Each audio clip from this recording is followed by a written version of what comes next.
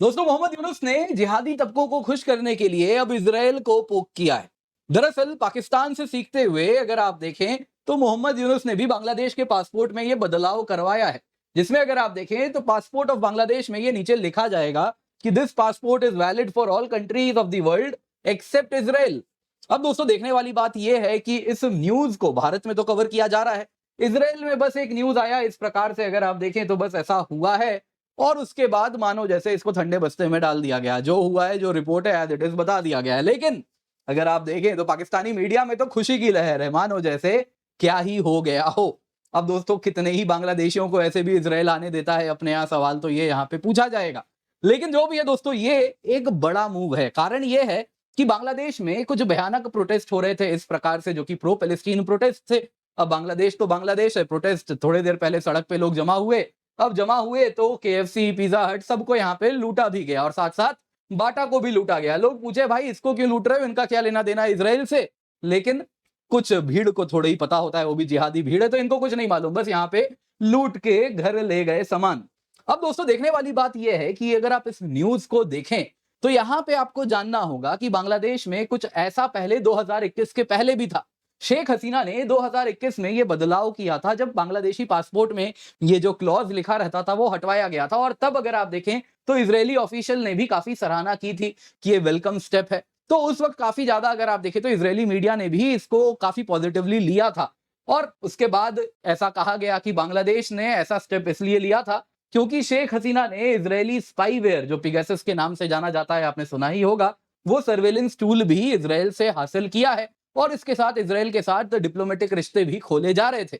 लेकिन कहीं ना कहीं यूनुस ने वो जो एक ओपनिंग थी वो बंद की है यहाँ पे। बट यहाँ पे हमें जानना होगा कि आखिरकार इसके पीछे का क्या गेम है। दोस्तों, यहाँ पे आपको जानना होगा जिस प्रकार से भारत के जो बॉर्डर डिस्ट्रिक्ट्स है वहां पे जिस प्रकार से प्रोटेस्ट हो रहा है, और प्रोटेस्ट आप देख ही रहे हैं किस प्रकार का वायलेंट हो रहा है, उससे भी इसका क्या लेना देना है आपको वो मैं बताऊंगा। तो आखिरकार यूनुस करना क्या चाह रहे हैं, अपने जिहादी एलिमेंट्स को क्या एग्जैक्टली वो दे रहे हैं यहाँ पे, बांग्लादेश को कैसे इस्लामाइजेशन की ओर और तेजी से वो लेके जा रहे हैं। और साथ ही साथ बहुत सारे यहाँ ग्रुप्स हैं, जमाते इस्लामी, हिफाजते इस्लाम, अंसरुल्लाह बंगला टीम, एबीटी, इन सब को यूनुस ने कैसे मजबूत किया है। और कहीं ना कहीं ये मूव उनको फर्दर लेजिटिमाइज करने के लिए, और इसके लिए भारत में भी स्पिल ओवर्स होने वाले हैं। तो क्या है, आइए जरा जानते हैं। पर इससे पहले आगे बढ़े, आप लोगों से निवेदन है, वीडियो को लाइक कर दें, सब्सक्राइब कर दें, बेल आइकन अवश्य दबा दें। और इसके सिवा आपके लिए, आप किसी भी एग्जाम की तैयारी कर रहे हैं, बहुत इंपॉर्टेंट है, daily T20 current affairs Blitz होता है दोस्तों, 12 बजे दिन में होता है।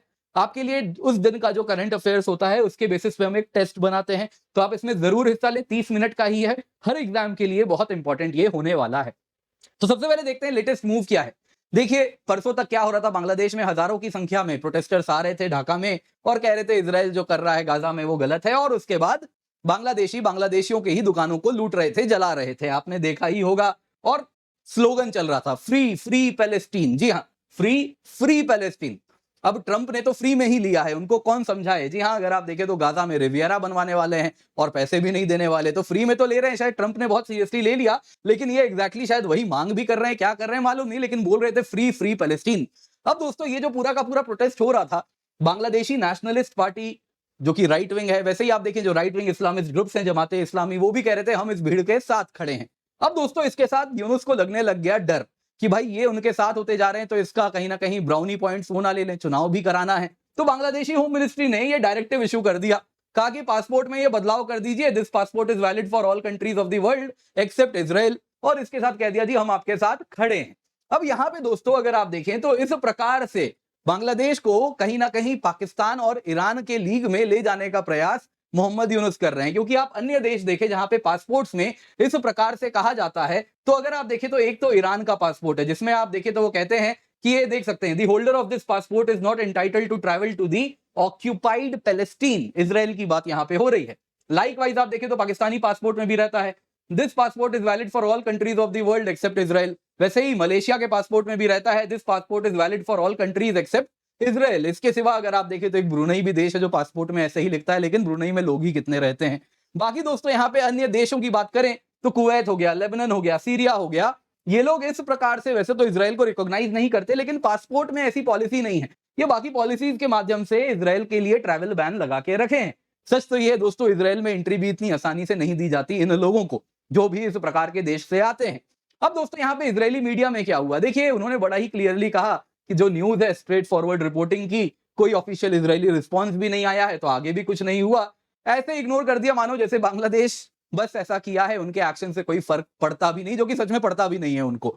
यहाँ पे दोस्तों हो सकता है कमेंट में आप में से कई लोग आएंगे कि अरे हमें तो एनवीएस है, हम जलन हो रही है, अपने पासपोर्ट में लिख दो इंडिया बैन भी कर दो भाई, एक्सेप्ट इंडिया भी डाल दो, एटलीस्ट जो इलीगल्स है वो प्रॉब्लम सॉल्व होगा। तो आपको मैं यहाँ बताना चाहता हूँ, देखिए भारत में जो समस्या है वो इलीगल बांग्लादेशी की है, वो कोई पासपोर्ट लेके नहीं आते, तो इसलिए वो बांग्लादेश के पासपोर्ट में कुछ भी लिख दें, हमें क्या ही फर्क पड़ेगा, वो तो बॉर्डर पार करके आ रहे हैं। अब दोस्तों यहाँ पे आइए जरा समझते हैं यूनुस एग्जैक्टली करना क्या चाह रहे हैं। देखिए सबसे पहला इनका जो स्टेप है यहाँ पे, वो जिहादी नैरेटिव को वैलिडेशन देना चाह रहे हैं। वो जो जिहादी ग्रुप्स हैं, वो जो कंटिन्यूअसली एंटी इजराइल रेटोरिक को इस्तेमाल करते हैं लोगों को सड़क पे लाने के लिए, एक स्ट्रीट पावर शो करने के लिए, वो उनको बताना चाह रहे हैं, क्योंकि वो दिखाते हैं इजराइल तो एनिमी ऑफ इस्लाम है।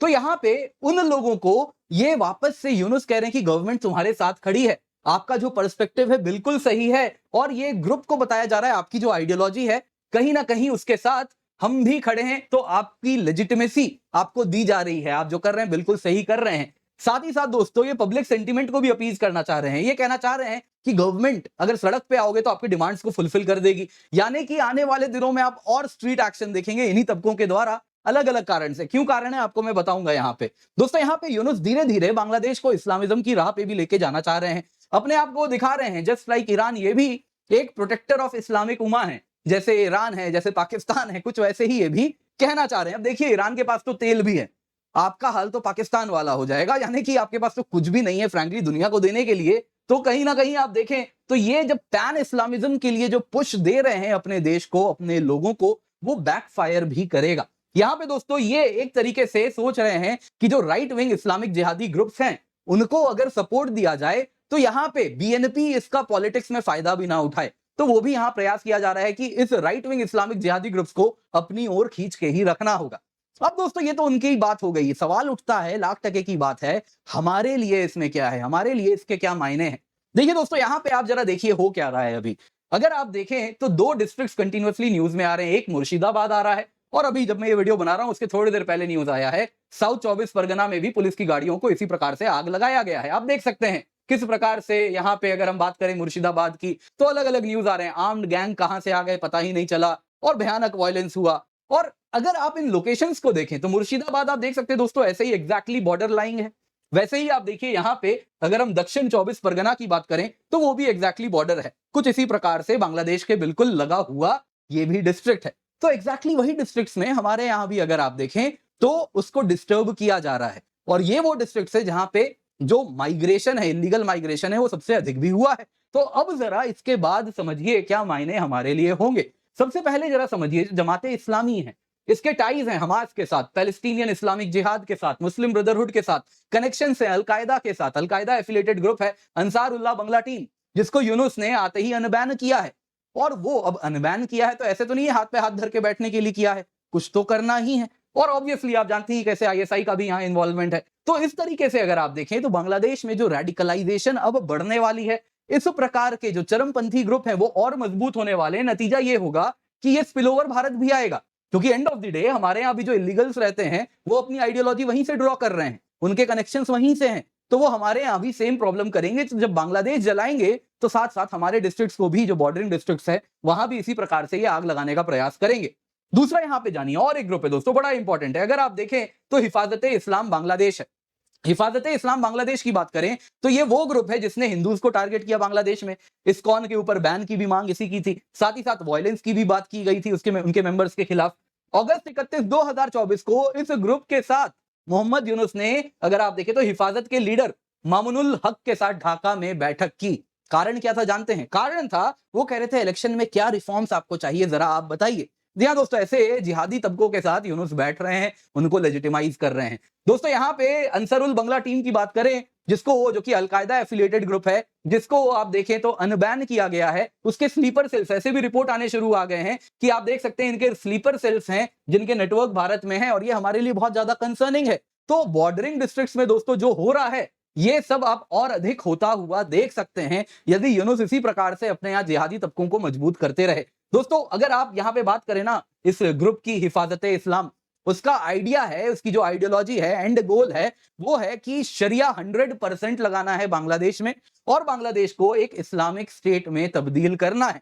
तो अब ये लोग उसके लिए भी सड़क पे उतरेंगे और जाहिर सी बात है इन्हीं से कनेक्टेड लोग जब हमारे बॉर्डर में रह रहे हैं तो वो भी, उनको देखा तो जाएगा नहीं, वो भी बहुत बड़ी संभावना है कुछ ना कुछ आइडियोलॉजी, कुछ ना कुछ इंस्पिरेशन वहां से लेंगे। तो आप बहुत सारे प्रॉब्लम्स हमारे लिए देख सकते हैं। अब ये जो पूरा मूव है जो यूनुस ने किया, इजराइल के पासपोर्ट में लिख देना डज नॉट, मतलब आप इजराइल छोड़ के कहीं भी चले जाइए, देखिए इससे on the face of it कोई फर्क नहीं पड़ता कितने ही लोग जाने वाले हैं बांग्लादेश के इजराइल और वो कितने ही लोगों को वीजा भी देने वाला है, सवाल ये पूछा जाएगा।